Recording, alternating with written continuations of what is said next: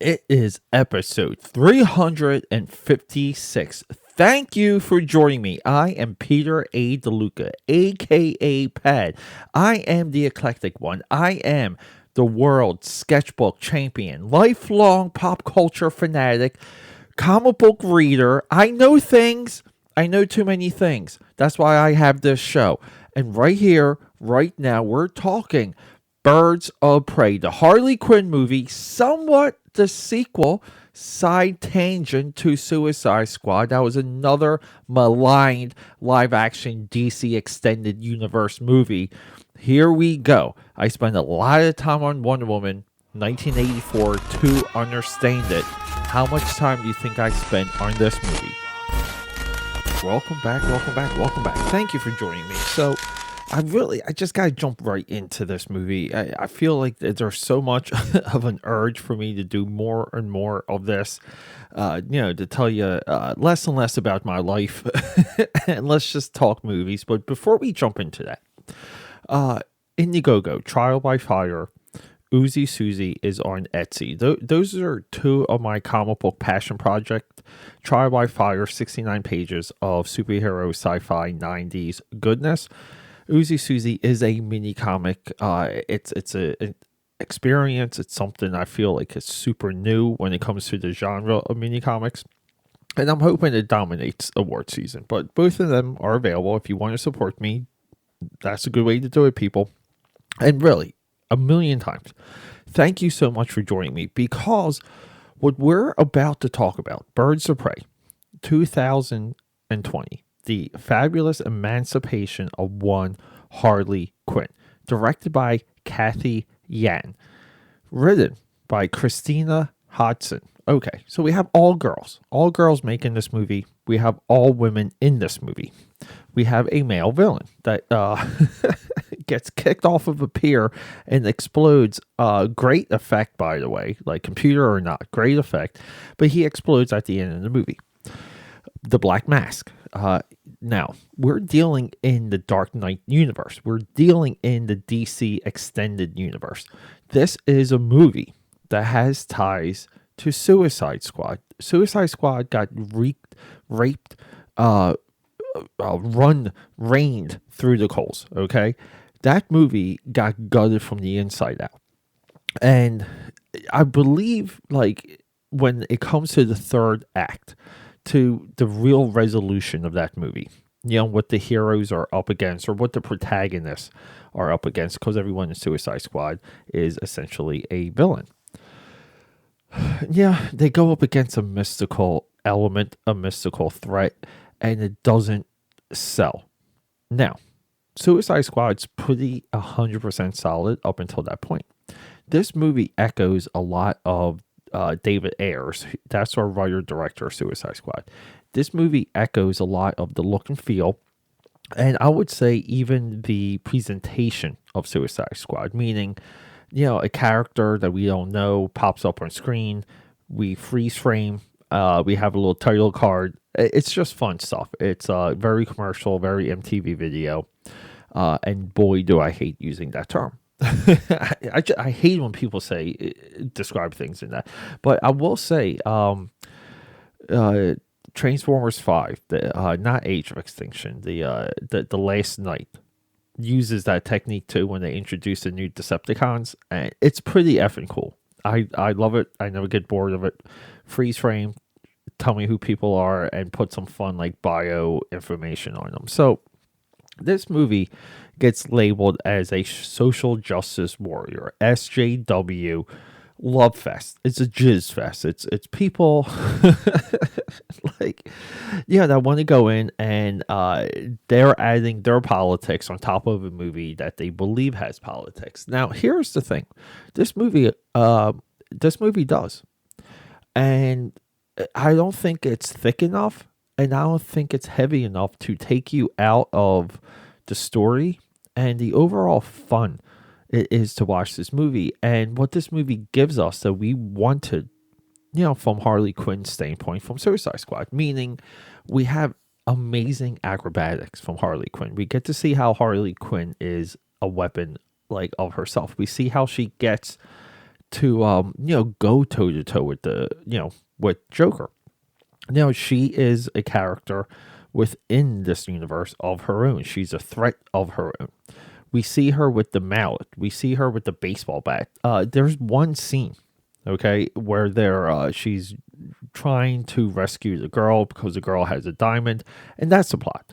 We're all trying to get a girl that has a diamond, and we're in this like auto shop, and she ricochets the bat like off the ground, off of a guy's head. It flips through the air, and she catches it by the handle. Very Daredevil like, but totally cool. The choreography for this movie is very, very Black Widow, meaning we're using momentum. We're doing more like lucha libre wrestling techniques. Some super punches, some like overpowering of men, but we're usually using momentum against men. Now, Atomic Blonde, and I would say Rogue One are kind of like two movies that don't, but they kind of, like when this movie was made, when it was put together, that was on the radar, and people knew to choreograph things a certain way, so it was believable. But at the same time, I'm still watching a comic book movie. I'm watching a fantasy. I'm watching this fantasy made by women for women, but to be enjoyed by all. And it's no different than, like with my girlfriend and I, if I say, hey, you want to watch Demolition Man? Like you want to watch First Blood? Let's watch Rocky 4 again. And you get that eye roll. Okay? Those movies were never made for women. So why can't we have like a superhero movie not made for men? But I don't know. I think this movie definitely has enough. It's also a movie surrounded by just, again, like beautiful people. Ewan McGregor is a ton of fun in this movie. Everyone around him is a freaking model. The set design for this movie, I love it. The look of this movie, I absolutely love it. The environment of Ewan McGregor, the circus or the funhouse finale, the docks at the end, the raining scene, where Cassandra Cain, she rescues Cassandra Cain. That's the girl that swallowed the diamond. That rain scene or that fire alarm scene is as good as any rain scene or any hallway marching through, like, going through the people one by one. Very Old Boy with the hammer stuff. Looking at you, Watchmen, Zack Snyder, it's as good as any of those. So it's a well choreographed, well shot. The set pieces are all memorable. And it took me a couple times to watch this movie for it to kind of hit me. Because the first time I tried watching this movie, I think the first 15 minutes are really rough. They're rough. Maybe one of the first 15 minutes of all of these DCEU movies. But once you're through that and you kind of see we're a little bit on, it sounds crazy, a hero's journey, it's good to get locked in. And like I said, I can watch this movie. If I'm going to suspend disbelief when I watch Man of Steel on these other levels, I'm going to suspend disbelief when I watch Birds of Prey. This movie deserves multiple looks. It deserves time to simmer. And along the way, as a cinephile, the pop culture parade, the pop culture generals out there, we kind of, it sounds funny to say, just to say it out loud, because I'm talking about a movie, but we have to forgive this movie. And we have to respect that it did build a vigilante team that can be seen in any Batman movie. I don't know why they don't use the Huntress from this movie in everything. Black Canary, yeah, but she's super hot, super athletic. Let's go. She has her powers. They use the powers. We got Harley Quinn on roller skates in this movie. Great sequence at the end. Black Canary clears the room out and propels Harley Quinn to Cassandra Cain, who's being stolen by the Black Mask. on roller skates. So it's a Sonic Blast roller skate, Mario Kart like turbo boost. And then we have this whole really cool action sequence of, an old looking Dick Tracy vehicle, Harley Quinn on roller skates, using her momentum, like flipping around, doing really crazy stuff. And it's a ton of fun. And this movie's great because by the end of this movie, Harley Quinn is just like destroyed. She's banged up. She's bruised. She's bloody. She's battered. I call it the Die Hard effect. I love movies that by the end, the hero is just like destroyed. They're just bloody and scarred and scabbed. I don't know. That's part of the fantasy for me. We have the introduction of Harley Quinn and hyenas. We have a amazing credit sequence. That basically tells us the backstory of her breaking up with the Joker. We have an awesome end credit sequence. Motion graphics, really high end stuff. We have a ton of purple, and I'm in love with movies using purple. If you watch me on YouTube, you know I love the backlight. I love the lighting effects. We have really tight costume design. It's a costume design that is of a vision.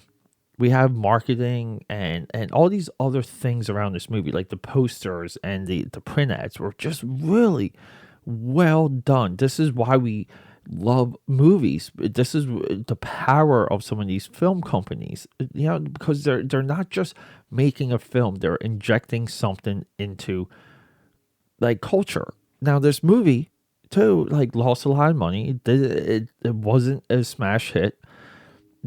I think this movie needed some of the DCEU, just like Shazam needed a boost. You need the Man of Steel in Shazam. You need the Joker, and you need some of the Dark Knight. You need these other aspects of her universe in this movie. Iron Man 2 had so much hype because we knew we were pretty much getting the Marvel Cinematic Universe at that time. We knew there was going to be this slow expansion, and the excitement, just knowing that the Black Widow was in that movie, it was awesome. I don't know, people. I think this movie gets a really bad rap, and it's to me, it's a ton of fun surrounded by hot babes, and it looks beautiful, and it's funny, it's quippy, it has like food humor. I don't really care. The food humor, the Gilmore Girls like humor is, everyone calls it Josh Whedon humor. I call it Gilmore Girls because I think Gilmore Girls perfected everything that Josh Whedon thought he was doing. But I don't know. Outside of all that, it's no different than jokes in a Last Action Hero, Demolition Man not carrying over, or some of those puns, or some of that macho-ness not coming through to a girl. I dig it here though. I dig it. But that first 15 minutes, I will say it again, boy, is it tough. I just feel like the movie needed a pop early. It really needed Harley Quinn doing some type of heist, something crazy, and we really didn't get that. We got her crying, squirting cheese in her mouth. Ugh. The first 15 minutes killed this movie, I think, for everyone. If you could make it past the first 15 minutes. Anyway, I keep repeating myself. Thanks for joining me. Episode 356. Can you believe it? Episode 357. We will be doing a Harley Quinn animated cartoon available on HBO Max and the DC Universe app. Holy crap. Really blew me away. I think this might be the first time we're oh my God, that we're actually discussing an animated cartoon. Like, back in the early days, I remember Norm and I discussing some of the 90s X-Men cartoon, and we did do a Power Rangers episode. That might be it. So, holy crap, over 300 episodes since any of that. So, we'll do that. We're still not done with DC, because we have Suicide Squad Hell to Pay, another animated feature featuring Harley Quinn. Holy crap. I totally love that. And then we're going to be doing the Terminator animated movie. So we're doing some cartoons, but we're going to roll it back into some live action stuff. We're going to roll into a lot of Netflix stuff. If you're really big on Netflix, you're going to want to hang around next month. Everyone, until then, I love you so much. Trial by Fire, Indiegogo, SUZI, on Etsy. Support your boy, and you can find me all across social media. And don't forget, hit akapad.com. Until then, rock and roll.